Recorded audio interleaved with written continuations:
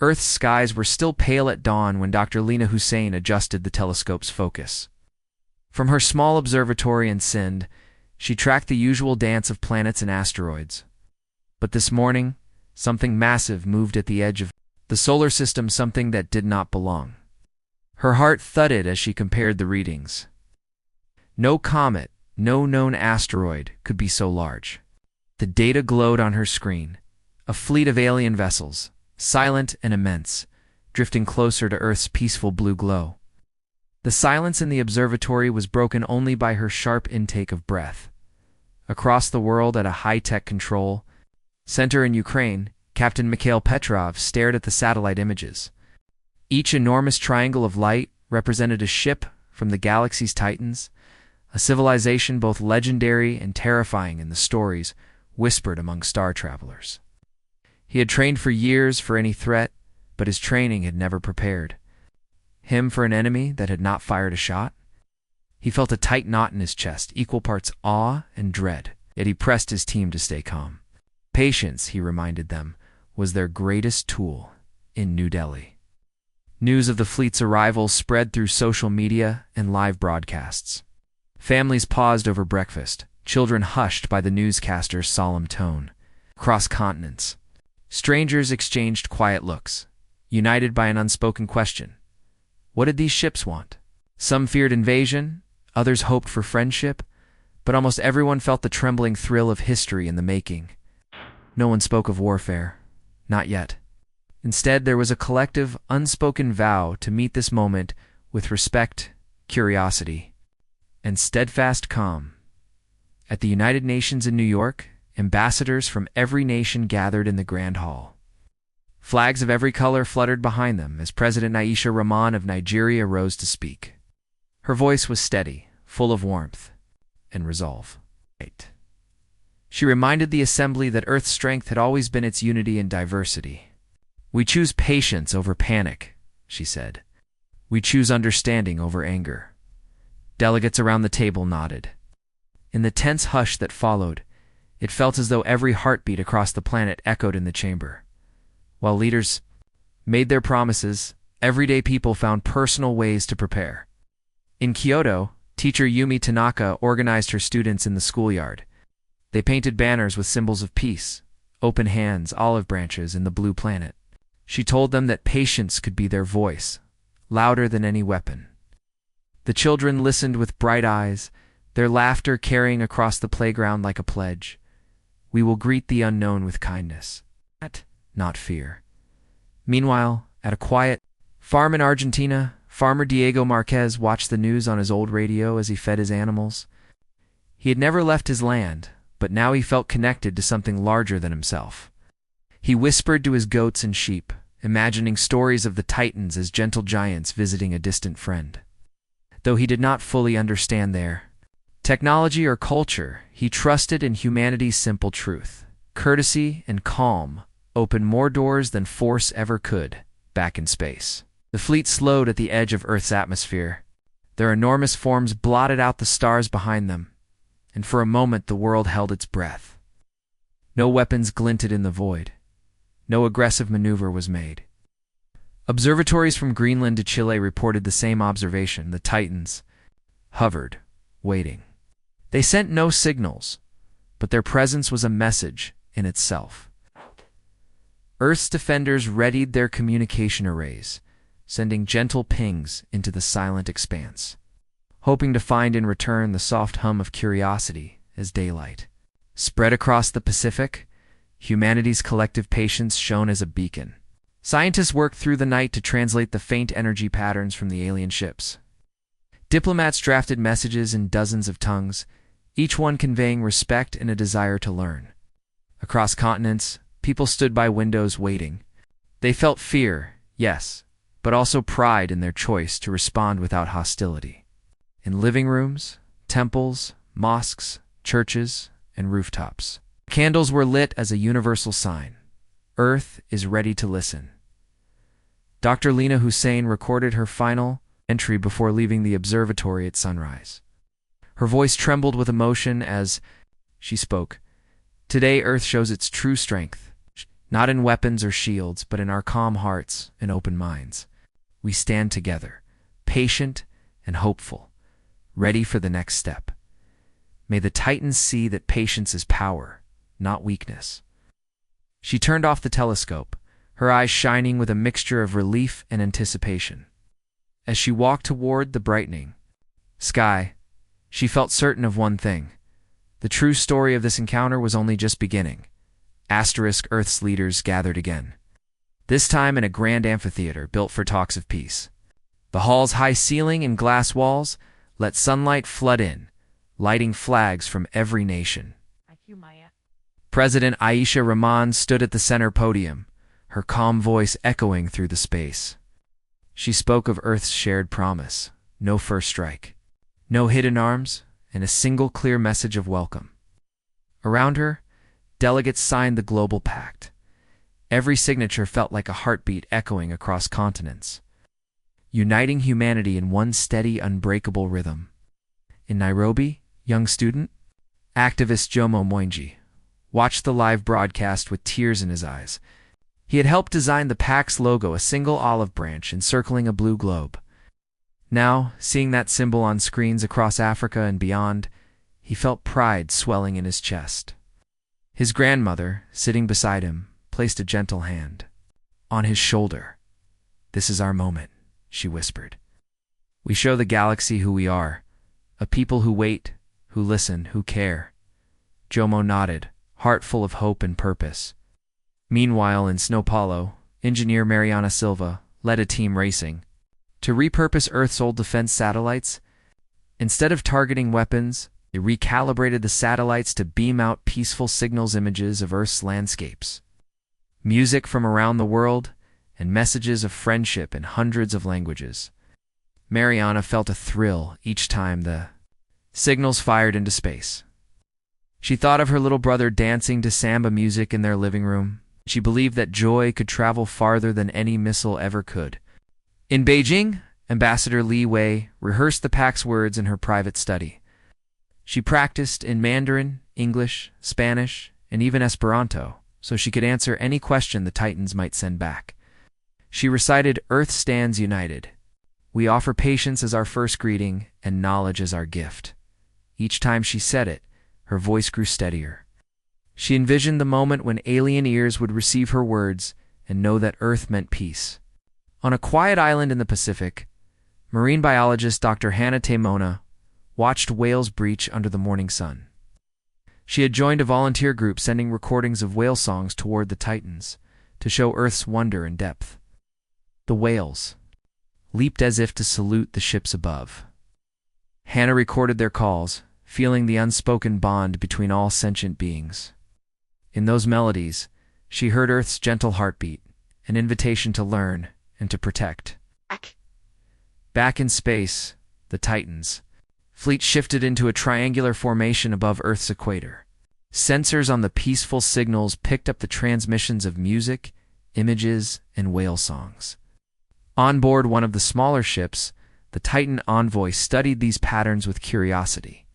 They shared the data with the fleet's council, which studied Earth's broadcasts as if reading a new language. For the first time in their vast history, they paused on the brink of conquest to simply listen.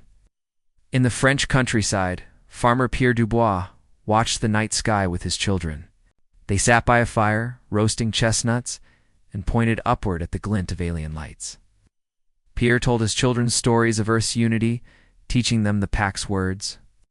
The children drew outlines of the Titan ships in the dirt, surrounding them with flowers and hands linked together. Pierre's heart swelled seeing their faith and friendship. He knew that this image of innocence, shared across global broadcasts, could touch even the hardest of rulers. On the White House lawn, volunteers planted an alley of unity, lining a path with saplings from every continent. Each tree carried a small plaque bearing a word from the pact: patience, respect, curiosity, hope. Tourists and locals walked the path hand in hand, reading the words like poetry. Among them, a war veteran named Samuel Hayes paused at hope, his eyes misting. Had seen the worst of humanity's rage, yet here he stood in a new dawn, pressed his hand to his heart, pledging silently to keep Earth's promise alive. At the United Nations, After the last signature was made, there was a moment of absolute silence. Then President Rahman raised her hand. Soft chimes sounded as the amphitheater's screens flickered, sending the completed pact into the cosmos. The broadcast looped the pact's symbols, Earth's song, and the olive branch globe. In homes, schools, temples, and public squares, people held their breath and waited for the answer. Across every time zone, humanity stood still, unified in one mighty thought: we have spoken, and now we listen. As the sun set, casting a golden glow over Earth's cities and oceans, the global pact shone on silver satellites and flickered on ancient radios alike. The world had chosen restraint over reaction, patience over panic. In every heart, from mountain villages to desert towns to bustling metropolises, there bloomed a quiet pride. It was a living promise of peace. And as the night drew in, people looked to the stars, believing that in patience they had found true power and tea. Dr. Lina Hussein felt her pulse quicken as she and her two colleagues floated toward the massive Titan envoy. The shuttle's interior gleamed with smooth metal walls and softly glowing panels. Lina kept her breathing steady. She remembered the world below, united in hope and patience, trusting these three ambassadors to carry Earth's promise. Now, as she reached out to touch the ship's surface, she felt awe this moment would shape the future of both worlds. Captain Mikhail Petrov glanced at his reflection in the shuttle's viewport. He reminded himself to smile gently. He wore no weapons, only a simple suit bearing Earth's emblem. At his side was Dr. Rajiv Menon, a linguist whose calm voice would guide their first words. Mikhail recalled every training moment, how to bow respectfully, how to speak without fear. Yet nothing had prepared him for the hush that fell when the shuttle docked. The doors opened with a soft hiss. Inside, the Titan chamber felt vast and silent. A single figure stood at the far end, a tall being with smooth silver skin and luminous eyes. The envoy's gestures were slow and deliberate. With a raised hand, it echoed the Earth greeting. Open palm, fingers together. Lina returned the gesture, her heart swelling.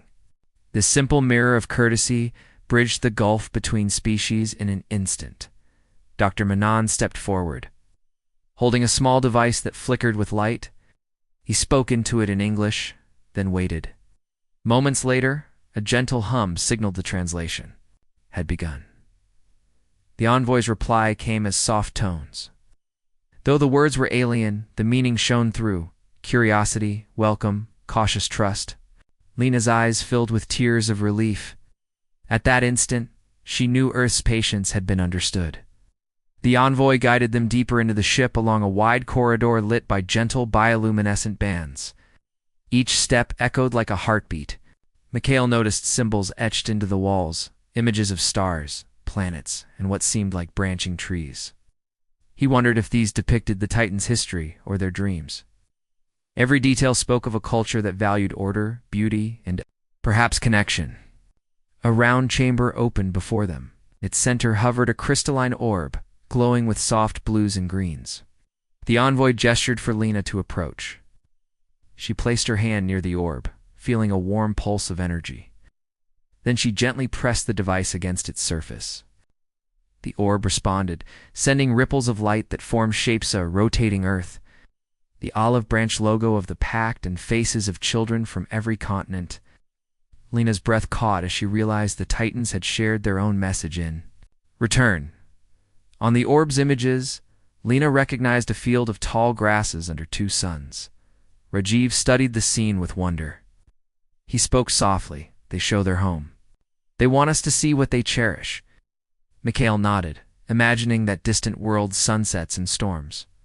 He felt a kinship spark inside him, two civilizations, worlds apart, sharing what gave their hearts meaning. Lina Martinez, the cultural historian, knelt by the orb and traced the images with her fingers. She spoke to the envoy through the translator. Thank you for sharing your world with us. We hope to show you ours in return. The envoy's eyes glowed brighter, a gesture that Lina interpreted as a smile. Was the first genuine sign of warmth human hearts had seen from the Titans. The envoy led them to another chamber, where artifacts rested on pedestals, smooth stones that pulsed with light. Delicate discs inscribed with unknown patterns, and a small, living plant that glowed like a lantern. Alina approached the plant. Reverently, she whispered in amazement. Life finds a way, even here. The envoy gently touched the plant. Alina felt the moment stretch a silent promise that their exchange would be respectful and nurturing. Hours passed, but felt like minutes. As the meeting drew to a close, the envoy guided them back to the Docken Bay. There, the orb's glow faded and the bioluminescent bands dimmed. Outside, Earth's orbit shone through the viewport, a fragile blue jewel. Mikhail took a final look, pressing a hand against the glass as if to reassure the planet. Below, he felt the weight of billions of hopes resting on their shoulders. When they returned to Earth's shuttle, Lena exhaled, feeling tears sliding down her cheeks. Rajiv placed a comforting hand on her arm. "We did it," he said softly.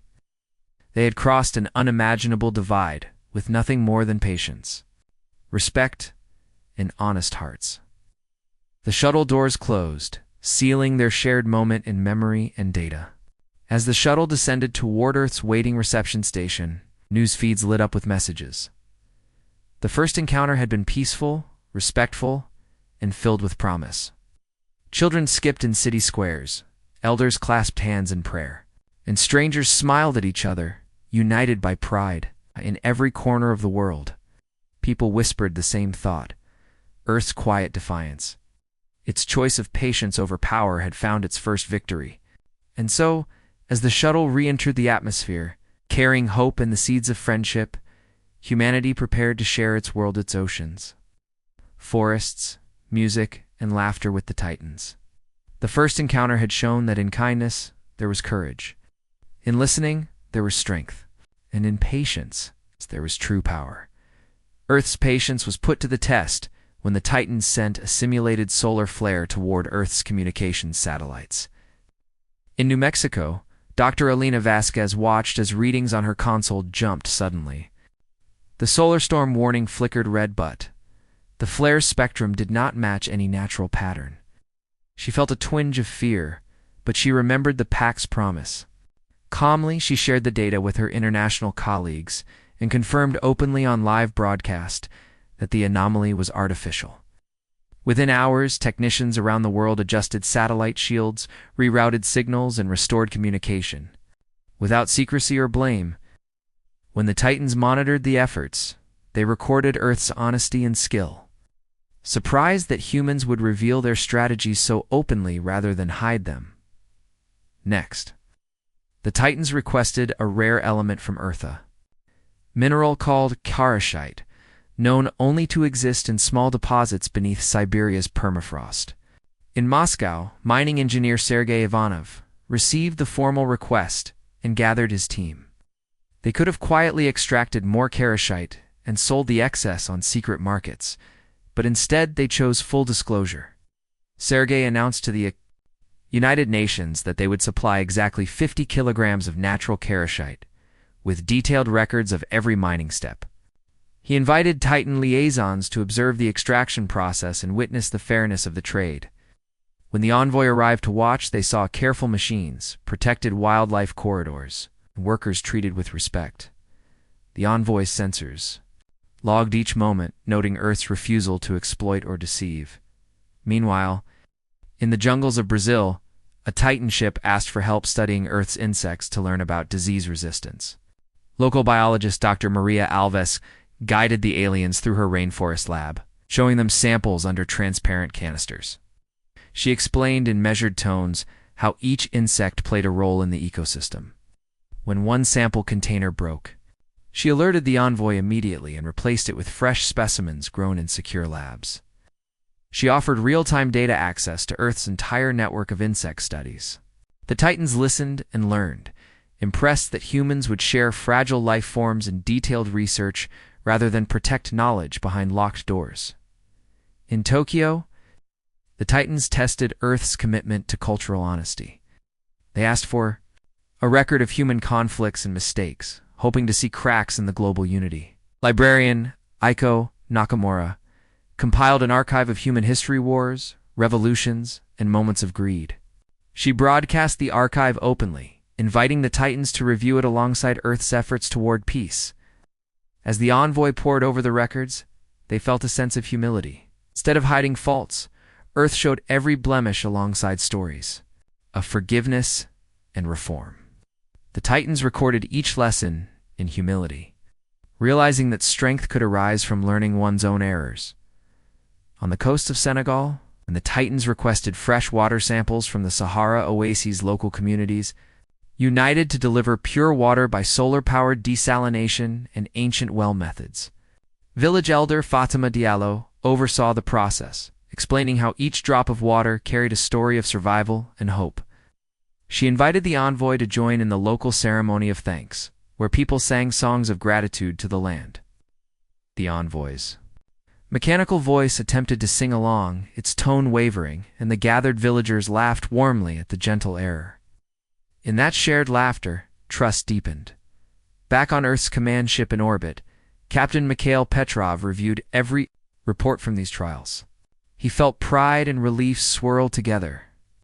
Each test had shown that Earth's choice of openness and integrity could withstand alien scrutiny, yet he also felt the weight of expectation. Would the Titans accept patience as genuine strength, or would they dismiss these trials as weakness? He watched the unfolding responses, ready to guide humanity's next step. In a quiet moment in Paris, cultural historian Alina Martinez reflected on the trials. She had studied the Titans' symbols and art, but it was Earth's own art that had grown stronger through this journey. Music of unity, paintings of shared hope, poems of calm courage. She realized that these trials were not only tests from the Titans, but also opportunities for humanity to discover its own power and empathy. In truth, she drafted a message to the envoy. Our greatest test is to remain kind when it is easier to fight. We hope our action. Earth's cities came alive with colors as the first festival of shared worlds began. In Rio de Janeiro, musicians gathered beneath the arches of the Lapa Aqueduct. They played Earth's instruments, guitars, drums, flutes, while a Titan envoy stood nearby, its silver skin glowing softly in the evening light. The musicians switched to a song they had composed just for the Titans, blending samba rhythms with gentle electronic pulses. As the music carried over the crowd, people swayed together, humans and Titans alike, feeling a harmony that needed no words. In that moment, Earth's music became a bridge across the stars. In Cape Town, an art exhibition opened inside a glass pavilion overlooking Table Mountain. Painter Amina Ndlovu had spent weeks creating a mural that combined Earth landscapes with Titan symbols she learned from the envoy's archives. Each stroke of her brush told a story, rolling wheat fields beside floating crystalline spires, deserts that rippled like Titan dunes. Visitors moved slowly along the mural, tracing lines of connection. When the envoy approached and gently placed its hand against the glass, Amina felt a thrill of pride. Art, she realized, could speak feelings that language sometimes failed to capture. Meanwhile, in Toronto, schools across the city organized simultaneous drawing contests. Children aged 6 to 12 sat with crayons and pencils, doodling scenes of friendship. Some drew humans and Titans playing together in parks. Others sketched spaceships sprouting gardens or giant trees beneath alien skies. Teachers posted the drawings on classroom walls, social media feeds filled with images of hopeful art. Even the Titan's envoy, studying through a secure video link, paused on each picture with curious light patterns in its eyes. In the innocence of children's art, both species found pure optimism. On the outskirts of Berlin, architect Jonas Meyer unveiled a joint Earth-Titan pavilion. The structure rose like a spiral, half built from Earth's white marble and half from the Titan's light-absorbing alloy. Inside, exhibits rotated between Earth history and Titan customs. Visitors could step into a simulated Titan meadow under two suns or listen to recordings of Earth's whale songs echoing through a crystalline hall. Each room ended with a joint installation where people wrote hopes for the future on glowing tiles. As each tile lit up, the pavilion shimmered, a living tapestry of shared dreams. In Mumbai, Dr. Kavita Rao led a garden exchange. Cities. Famous hanging gardens sent seeds of jasmine, hibiscus, and bamboo up to the Titan ship in orbit, While the envoy delivered spores of luminescent fungi and floating pollen that glowed in dark, Earth botanists grew the alien plants in greenhouses, marveling at their strange beauty. When the flowers opened at night, their gentle glow bathed the greenhouse in soft colors.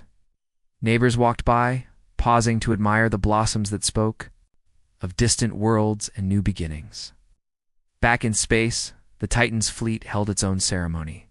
The envoy presented a data stream of Earth's events, music, art, gardens, and children's drawings compiled into a holographic show. At the council chamber, filled with colors and sounds, samba drums, whale songs, laughter, one council member, a tall figure of polished energy, reached out to touch the hologram of children's art. Others circled the projected gardens, leaning closer to see every glowing petal. For the first time, the Titans experienced celebration not as conquest, but as communion. On a small island in the Caribbean, an elderly storyteller named Mateo Vega organized a gathering around a bonfire. He invited local fishermen and the Titan envoy to sit on driftwood benches. Under the starlit sky, he told tales of Earth's history, voyages across oceans, the building of cities, the search for meaning.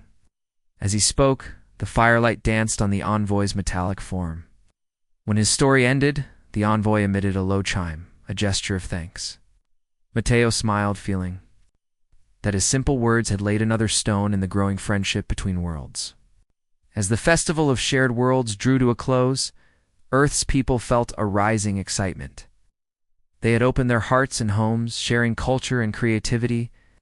They knew that true partnership required more than tests and trials it needed: warmth, joy, and the spark of imagination. In every shared melody, painted image, blossoming flower, and bedtime story, Earth had shown the Titans its soul. On the eve of the festival's last day, President Aisha Rahman stood on the balcony of the United Nations. Below, fireworks burst in the sky, painting it with shapes that echoed Titan symbols. She spoke softly into a microphone, her voice carried to every corner of the globe and up to orbiting ships. Today we have not just shown who we are, we have invited our friends from the stars to become part of our story, she said. Let our creativity unite us, and may our shared dreams light the path ahead. As Earth's fireworks faded into gentle embers, the world held its breath, feeling a new kind of power, one born not of armies, but of art, music, and the courage to share the very best of oneself. In that shimmer of hope, patience had blossomed into joy, and the future looked brighter than any star. Human and Titan. Scientists gathered in the gleaming hall of Earth's new Joint Research Center. Dr. Kavita Rowe stood beside the envoy. She had first met in the rainforest, her fingers tracing the soft curve of its luminescent console. Together, they activated the Interspecies Lab, where Earth's lush green plants grew under. Titan energy lamps and Titan's crystalline organisms glimmered beneath Earth's sun lamps as they shared notes on growth rates and cellular patterns. Each side discovered new wonders. Kavita felt a thrill in her chest. This work would heal worlds, not harm them. Meanwhile, in Nairobi's Innovation District, young engineer Jomo Moyanji unveiled the first Earth-Titan communication drone. Its smooth body combined carbon fiber fins with Titan metal panels that absorbed light and sang softly. Jomo released the drone into the sky above the city, where it flew upward and pulled in signals from the orbiting ships. Back on Earth, Jomo watched the live feed of Titan children waving at the drone's cameras. He grinned wildly, tears in his eyes. This was proof that friendship could fly as high as any rocket. Across the Pacific, on the floating solar farms off Hawaii, marine biologist Dr. Hanate Mona worked with Titan researchers to build artificial coral reefs. They used Titan mineral compounds that hardened like glass in Earth's coral larvae to create living structures beneath the waves. As Hannah swam alongside a Titan scientist in a clear bubble suit, she guided the placement of each coral polyps. When schools of fish darted through the new reef, Hannah's heart swelled. She knew their joint creation would feed oceans and strengthen bonds between species. In Warsaw, Ambassador Li Wei hosted the first Earth-Titan student exchange. University halls buzzed with excitement as Earth students learned to navigate Titan language symbols on glowing tablets.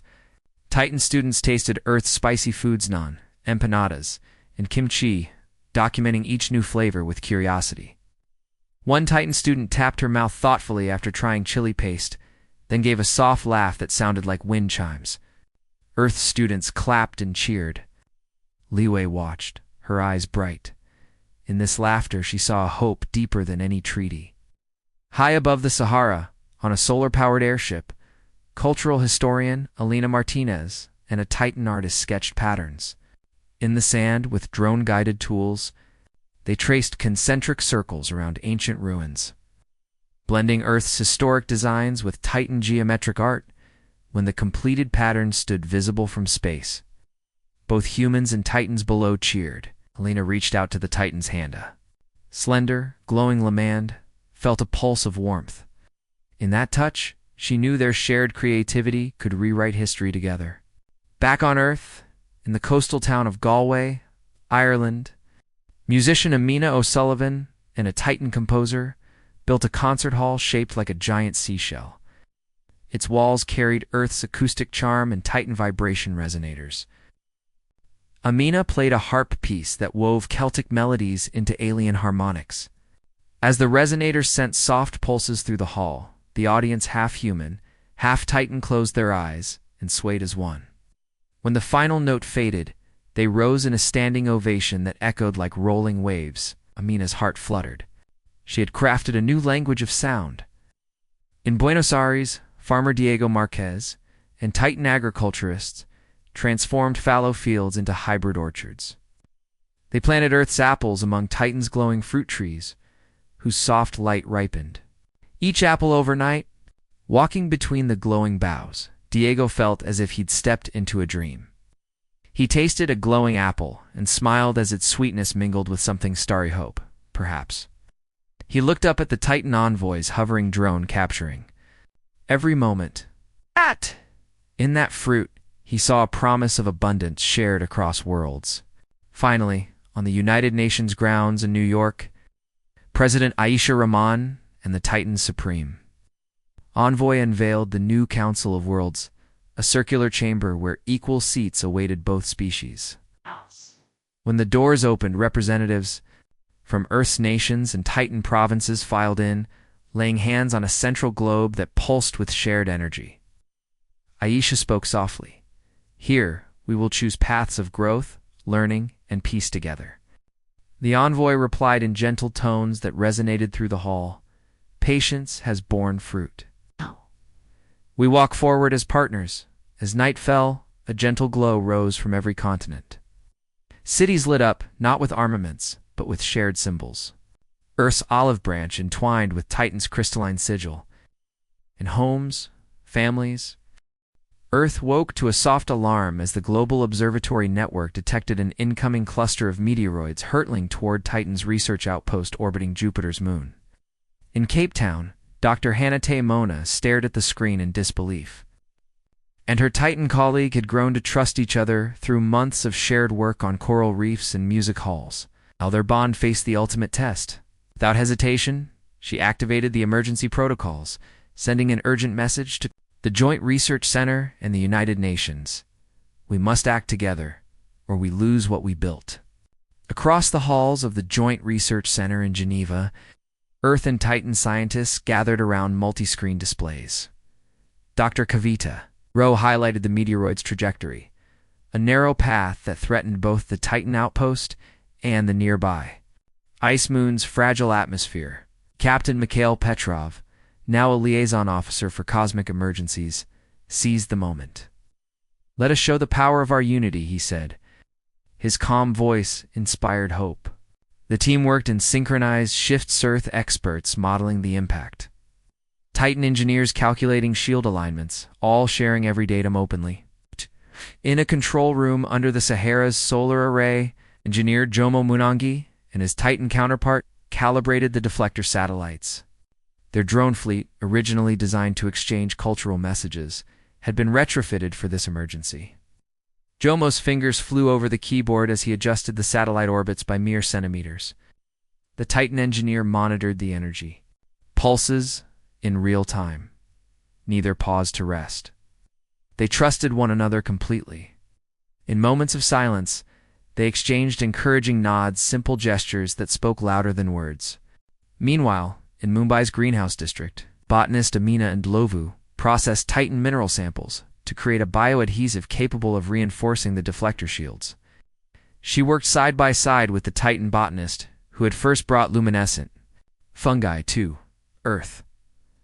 Under the greenhouse's soft lights, they mixed Earth sap with Titan crystals. When the first test beam held firm against simulated impact, both scientists cheered. Their laughter echoed through the glass hall, a reminder that friendship could fuel even the most urgent rescue. High above the Pacific, Captain Petrov watched the live feed from deflector satellites as they aligned to the meteoroid stream. Each satellite's panel glowed with combined Earth and Titan energy. When the first meteoroid hit the shield, a wave of green-blue light pulsed across the orb, redirecting the rock fragments safely into open space. On screens around the world, people held their breath, then erupted in cheers as each impact passed without damage. Children jumped in living rooms, elders clasped hands in temples, and strangers on city streets waved to the sky in celebration. Back at the Titan outpost, the station's crew watched the orbits adjust. The deflector shields, strengthened by Earth's careful carpentry and Titan's crystalline alloys, held firm. Meteor after meteor bounced away, harmlessly dissolving in distant space. The station's commander, a tall figure with silver skin, voiced his gratitude through the shared translator. "Your patience, your skill, your open hearts saved my home." Dr. Hanate Mona felt tears well up. She realized that their partnership had become more than scientific. It was a bond of shared lives. In Buenos Aires, Representative Elena Martinez and the Titan's supreme envoy prepared the final draft of the Charter of Worlds. They wrote the victory into its preamble, bound by crisis, strengthened by collaboration, which clause reflected lessons from this moment: transparency, shared technology, and mutual aid. As they typed the last line, Elena looked at the envoy and smiled. In its luminous eyes, she saw respect and warmth. Even the screen's cold light felt alive with promise. At midnight in New York, President Aisha Rahman addressed Earth and Titan citizens simultaneously. "Tonight, we witnessed the true power of unity. When meteors threatened our friends, we rose together without weapons, without fear, but with patience and resolve." Her words were met by cheers on Earth and by harmonious tones from the Titan fleet. She concluded softly, "Let this victory echo through the stars. May every trial we face bind us closer, and may our shared courage light the way forward." As the world celebrated, families held one another, marveling at the thought that a network of satellites and hearts had saved distant lives. In street corners and living rooms, people whispered stories of that night for years to come. Children drew pictures of Earth and Titan hands clasped together, shielding a glowing moon. Across the cosmos, the Titans carried the memory of Earth's calm strength, proof that patience was not passivity, but the highest form of courage. And in that knowledge, both species looked ahead with hope to the final chapter of their shared story. Sunlight spilled across the marble floor of the newly built Council of Worlds chamber as representatives from Earth and the Titans gathered. For the final rite of friendship, President Aisha Rahman stood at the head of the long, curved table, her heart steady with pride and hope. Around her, the supreme envoy of the Titans sits, silver-blue skin, catching every ray of dawn, watched with luminous eyes that glowed softly. Every seat was filled, scientists who had shared experiments, artists who had woven songs between species, farmers who had grown glowing orchards, children who had drawn dreams of unity, and elders who had laid the foundation of patience and trust. In that great circle, no voice was louder than another, and each promise carried equal weight. As the crowd settled into a quiet hush, President Rahman lifted the pact of equal standing, its pages heavy with years of tests, trials, and celebrations shared between two worlds. With a calm voice that echoed through the high vaults, she spoke of Earth's journey, how patience had guided every step. From the first silent approach of the Titan's fleet to the shared challenges of meteoroids above Jupiter's moon, she reminded everyone that strength did not lie in weapons or armies, but in honest hearts and open hands. When she finished, the Supreme Envoy stepped forward. Its movements were slow and graceful, each gesture measured in the ancient Titan manner. Through the translator's gentle hum, it spoke words that resonated like song. Today, we seal a bond not of conquest, but of kinship. May our worlds grow together in wisdom and peace. As the envoy's voice faded, a wave of emotion rose in the chamber. Some delegates bowed their heads, others pressed hands to their hearts, and a few wiped tears of joy from their eyes. Then came the signing. At long tables on either side, Earth's leaders and Titan dignitaries dipped quills into ink that shimmered. With stardust, each stroke sealing a chapter of shared history. As President Rahman signed her name, she felt the weight of every child's drawing. Every forest planted, every melody played under twin suns. When the Supreme Envoy inscribed its ancient script, the letters glowed like constellations. Around them, the audience watched breathless, knowing they witnessed a moment that would be told for generations. When the last flourish of the pen was drawn, a soft chime rang through the chamber, and light poured from the ceiling, bathing the room in a warm, golden glow. It felt as if the two suns of the Titan's homeworld had joined Earth's own sun in celebration. Outside the chamber, people gathered in plazas and parks, watching the live feed on giant screens. In every city, village, and settlement, humans and Titans alike cheered together. Children danced under streaming banners that bore the new emblem. Two hands, one flesh, and one crystalline joined over a shared horizon. Elders clasped hands across languages and cultures, their smiles reflecting relief and wonder. Musicians struck up a quiet anthem, a simple melody that combined Earth's strings with Titan's harmonic resonators. As the song rose, hearts soared. It was the first true hymn of two species united in friendship. Late that night, after the official ceremonies had ended, small groups gathered beneath the stars to honor the new dawn. In a desert camp in Saudi Arabia, Bedouin families and Titan scholars sat around a fire sharing stories of sand dunes and distant planets. In a forest glade in Finland, children held lanterns carved with peace symbols, while a Titan engineer explained how light traveled faster across space than fear. On a floating platform above the Pacific, oceanographers and alien marine biologists released glowing jellyfish into the sea as a symbol of life flowing freely between worlds. Everywhere, the simple act of coming together felt sacred. In her private quarters, President Rahman reflected on the day's events. She watched the last video messages from distant observatories, Dr. Lina Hussein scanning the skies for new wonders, Captain Mikhail Petrov charting joint missions to explore uncharted systems, and artists preparing the next festival of shared worlds. Each message ended with the same promise: Earth stands ready to walk beside the Titans hand in hand. She felt tears of gratitude fill her eyes as she realized how far they had come from fear and silence to trust and laughter. Into the recorder, our quiet defiance became a legacy of hope. Today, two worlds became one story. As dawn cracked over the horizon, a new era began. The pact of equal standing was no longer just a document, it was a living promise carried in every heart. Across the stars, messages traveled between Earth's moon base and the Titan's home world. Invitations to visit, to learn, to dream. Together, and somewhere in the vastness of space, the Titans looked at the pale blue dot, not as a target of conquest, but as a pearl of patience and